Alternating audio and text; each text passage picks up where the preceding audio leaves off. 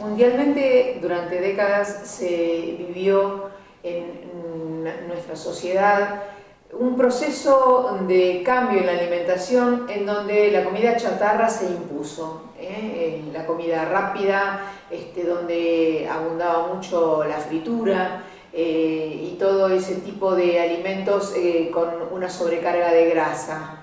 Las sociedades, como siempre, van mutando y en la actualidad nos encontramos en un proceso de cambio, en una mirada distinta que está teniendo la gente de tratar de encontrarse frente a una alimentación saludable, a una dieta equilibrada para poder ofrecerle a su familia. Esto es producto del sobrepeso y de la obesidad, que es prácticamente una pandemia mundial. Sobre esto vamos a estar hablando con la licenciada en nutrición Ailín Ruiz, a quien le damos la bienvenida. Bueno, muchas gracias.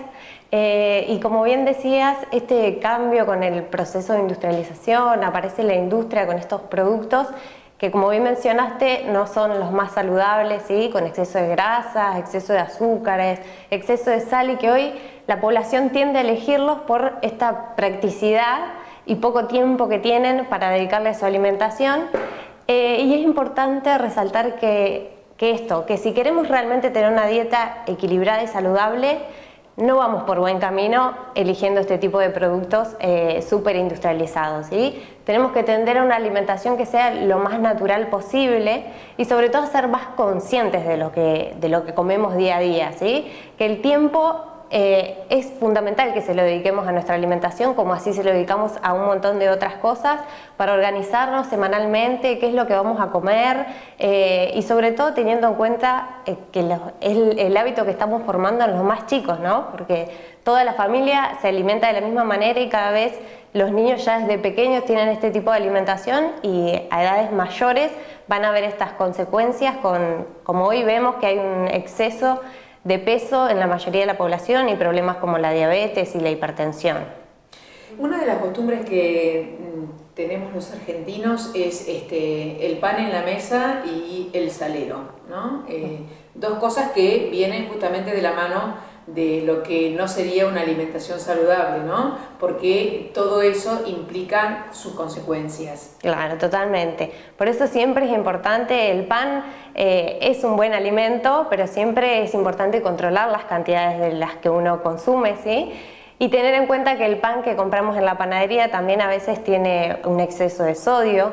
Y sumado a esto, lo bien que estás mencionando es el salero en la mesa, que no solo lo tenemos en la mesa, sino que ya cocinamos de por sí los alimentos con sal y además le estamos agregando, y además tenemos estos productos industrializados que mencionamos que con los conservantes que tienen ya nos aporta gran cantidad de sodio a pesar de ser alimentos dulces o salados. Y una de las costumbres, de los hábitos, los cuales cuesta muchísimo incorporar dentro de una familia, es el hábito al consumo de líquido, pero líquido entendido como agua. Capaz que muchas personas interpretan el líquido con esta bebida cola tan común, ¿no? Sin embargo, hay familias que consumen cantidades de esa bebida y eso lo toman por líquido. Y bueno, me gustaría su palabra autorizada con relación a esta parte de la pirámide nutricional que habla justamente de la importancia del líquido. Sí, totalmente.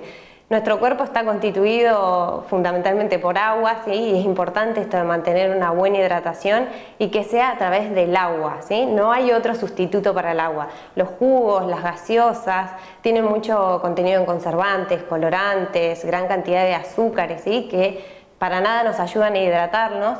Y también por ahí pasa que estamos muy acostumbrados a tomar mucho mate, pero tampoco nos hidrata de la misma manera.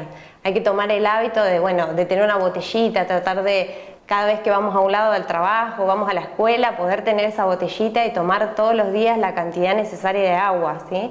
Mínimo son 2 litros de agua por día y siempre teniendo en cuenta que en las épocas que hace más calor vamos a necesitar un consumo mayor. Dentro de lo que es la cocina gourmet, que uno habitualmente ve a través de la televisión, donde muchos cocineros nos muestran distintas recetas, uno ve una sobrecarga y un exceso de lo que es la fritura, ¿no? Que el alimento siempre pasa primero por una sartén, siempre es una sarteneada y después a lo mejor ese producto va al horno, pero primero fue sartén con aceite y después encima cuando terminaron de cocinar encima vuelven a colocar el aceite. ¿Qué pasa con ese exceso de aceite y además qué pasa con la fritura? Sí, eso es lo que pasa hoy. Hoy nos vamos a hacer un análisis y vemos que muchas personas tienen exceso de grasas en el cuerpo, de colesterol elevado, los triglicéridos, y tiene que ver fundamentalmente con eso, ¿sí? Con la fritura, que muchas veces se cree que es lo más rápido, en vez de la milanesa hacerla al horno, que tarda un montón, la hago frita, y no tienen en cuenta el daño para la salud, ¿sí? El aceite, siempre que se somete a cocción, pierde todas esas propiedades buenas que tiene en crudo. Por eso siempre tenemos que preferir cualquier otro tipo de cocción antes de la fritura. ¿Qué nos podría decir con relación al rocío vegetal? ¿Sirve para reemplazar la fritura con aceite? No reemplaza la fritura, ¿sí? El rocío vegetal lo que nos evita es que cuando cocinemos no se nos peguen los alimentos, ¿sí? Es la mejor manera de evitar justamente eso, pero lo que tenemos que tener en cuenta es esto, que el consumo de aceites debe ser en crudo. Por lo tanto, ese rociar el alimento por encima, eso es saludable. No por encima, siempre en las fuentes, y el objetivo que cumple es que el alimento no se pegue, nada más. Por ahí, si queremos usar para algún salteado, es preferible usar un aceite de oliva o un aceite de coco, que por ahí soporta más temperaturas y no pierde las propiedades tan rápido como los otros tipos de aceite. Pero siempre tener en cuenta que la cantidad que tenemos que usar es poquita y que no esté sometido a cocción mucho tiempo. Aceite de coco, no es muy habitual el aceite de coco en nuestras costumbres. Sí, en este momento, se lo está promocionando muchísimo y se está elevando mucho más su comercialización por las propiedades que tiene. Esto que digo que soporta muchas más temperaturas y nos ayudan a dar saciedad. Y además tiene grasas que son saludables para el cuerpo y que justamente nos evitan estas elevaciones del colesterol, sobre todo el colesterol malo, y nos ayudan a elevar el colesterol bueno. Por eso es tan recomendado. Difícil es para lograr la incorporación y el hábito de las frutas y verduras, por más que ustedes como nutricionistas viven insistiéndonos en ese hábito. Cuesta tomarse ese trabajo de lavar la verdura y de encontrar la forma de armar un plato como para poder consumirlo. ¿Qué tips usted podría dar como para que quien nos esté escuchando comience a transitar ese camino del consumo de frutas y verduras? Bien, principalmente tratar de elegir siempre frutas de estación, que siempre van a ser las más frescas y además tienen un costo menos elevado, ¿sí? Tener la costumbre de ir a la verdulería, porque a veces también tendemos a ir y hacer todas las compras en el supermercado y no nos tomamos ese tiempo para ir a la verdulería y seleccionar una fruta fresca, de buena calidad y verduras. Y siempre es importante también ir variando, ¿sí? Ser ingeniosos y creativos en la cocina y preparar las verduras de diferentes maneras, porque a veces también aburre que siempre sean las mismas preparaciones, que solo en la ensalada. Entonces, buscar ser más creativos y darle sabor y que las verduras puedan estar en todas nuestras comidas. ¿Qué concepto tiene usted como nutricionista con relación a las semillas, que hoy por hoy en las dietéticas abundan y mucho, distintas variedades de semillas?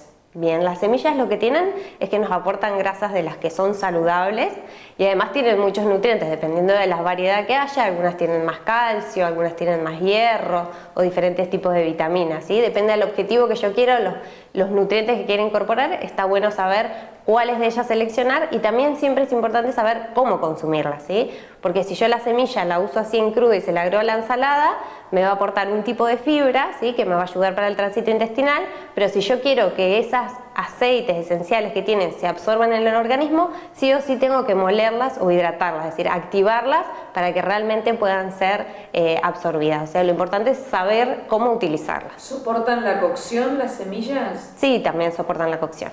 Ajá. ¿Y es saludable la cocción de las semillas? Sí, las puedo tostar. También el tostado de las semillas aumenta su absorción, o también la puedo utilizar en diferentes preparaciones, en panes, en budines.